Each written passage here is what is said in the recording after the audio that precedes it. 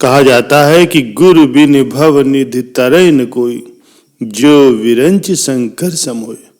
अर्थात गुरु के बिना कोई भी भवसागर से पार नहीं हो सकता, फिर भले ही वो ब्रह्मा विष्णु अथवा महेश ही क्यों न हो। प्यारे सज्जनों, शास्त्रों में गुरु की महिमा भगवान से बढ़कर बताई गई है।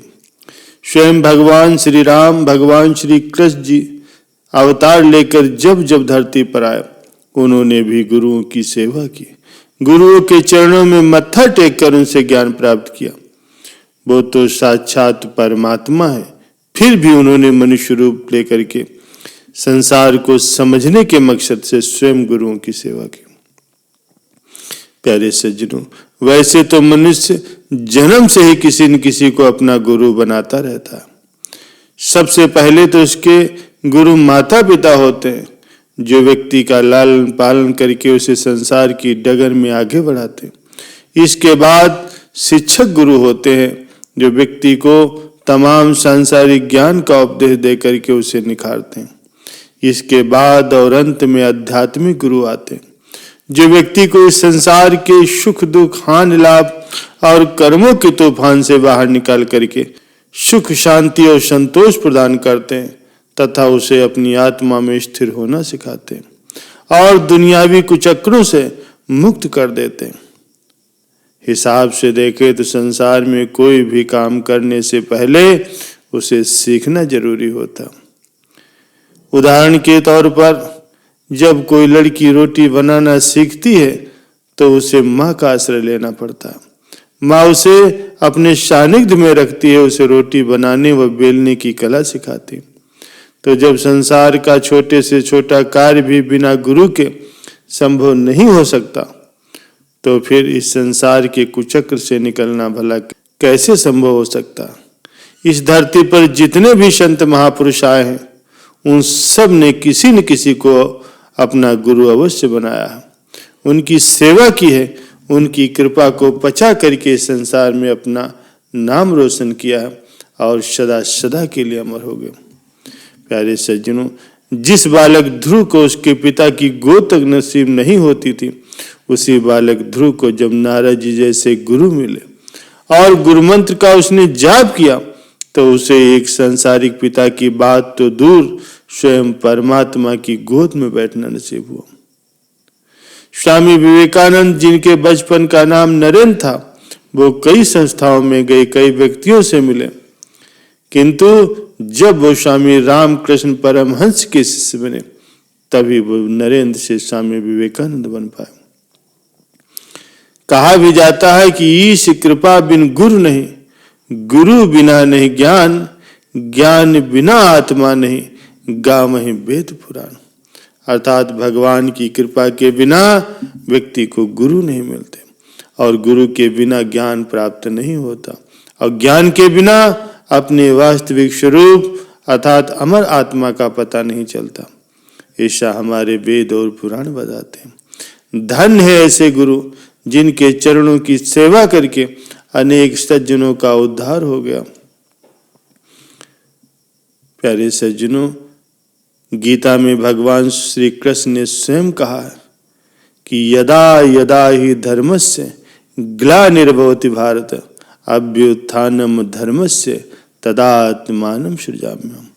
अर्थात जब जब धरती पर भार बढ़ता है, पाप बढ़ता है, अनाचार और अत्याचार बढ़ता है, तभी कोई समर्थ संत सद्गुरु के रूप में भगवान स्वयं अवतरित होते हैं।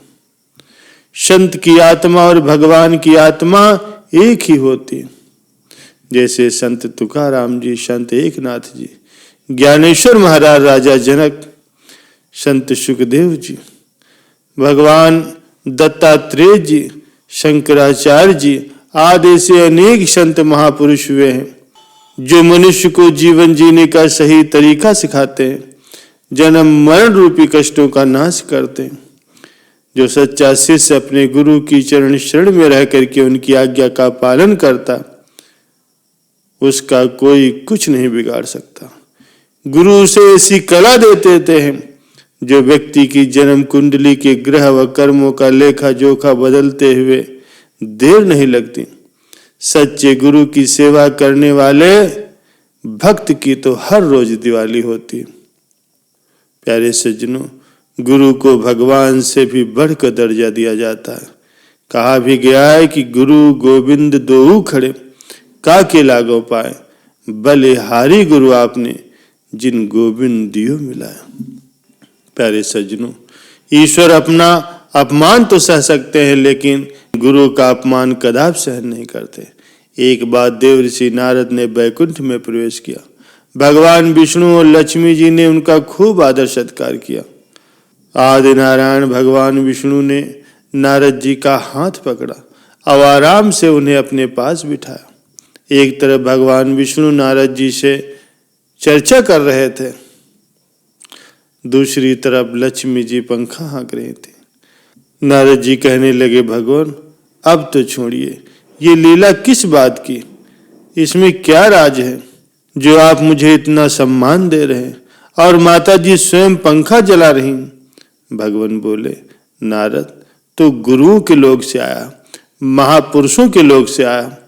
यमपुरी में तो पाप भोगे जाते हैं, बैकुंठ में पुण्य का फल भोगा जाता है, लेकिन मृत्यु लोक में सद्गुरु की प्राप्ति होती और जीव सदा सदा के लिए मुक्त हो जाता। ऐसा लगता है तो किसी न किसी गुरु की शरण ग्रहण करके आया। नारद जी को अपनी भूल महसूस कराने के लिए भगवान स्वयं ये लीला कर रहे थे। नारद ने कहा, प्रभु मैं तो स्वयं आपका भक्त हूँ, लेकिन मैं निगुरा हूँ, मैंने कोई गुरु नहीं किया है।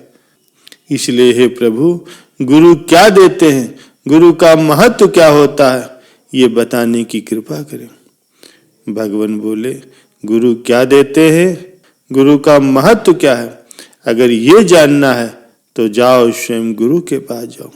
ये बैकुंठ है। मृत्युलोक में जैसे पुलिस अपराधियों को पकड़ती है, न्यायाधीश उन्हें नहीं पकड़ते, ऐसे ही गुरु लोग हमारे दिल से हमारे मन के मैल, कुकर्मों के संस्कार, हमारे दिल के अपराध अर्थात काम, क्रोध, लोभ, मोह आदि विकारों को निकाल कर निर्विकार चैतन्य प्रभु परमात्मा की प्राप्ति में सहयोग देते हैं। और शिष्य जब तक गुरु के पद को प्राप्त नहीं कर लेता, तब तक उस पर हर जन्म में निगरानी रखते हैं और जीवों को परम ब्रह्म की यात्रा पर लेकर के जाते हैं। इसलिए हे नारद, तुम जाकर के किसी गुरु की चरण शरण ग्रहण करो और इसके बाद इधर आओ। देव ऋषि नारद जी गुरु की खोज करने के लिए मृत्यु लोक में आया और सोचा कि मुझे प्रातः काल में जो सर्वप्रथम मिलेगा उसी को मैं अपना गुरु बना लूंगा। प्रातः काल में नदी के किनारे उन्होंने देखा तो एक आदमी शादी स्नान करके आ रहा था, हाथ में जलती अगरबत्ती थी। नारद जी ने मन ही मन उसको गुरु मान लिया। नजदीक पहुंचे तो पता चला कि वो एक मछुआरा है, हिंसक है। हालांकि भगवान विष्णु ही वो रूप धारण करके आए थे। नारद जी ने अपना संकल्प बताया कि हमने आपको अपना गुरु मान लिया। नारद जी ने उसके पैर पकड़ लिया। मल्लाह बोला, मुझे छोड़। मल्लाह ने जान छुड़ाने के लिए कहा, अच्छा स्वीकार है, मैंने तुझे अपना शिष्य बनाया।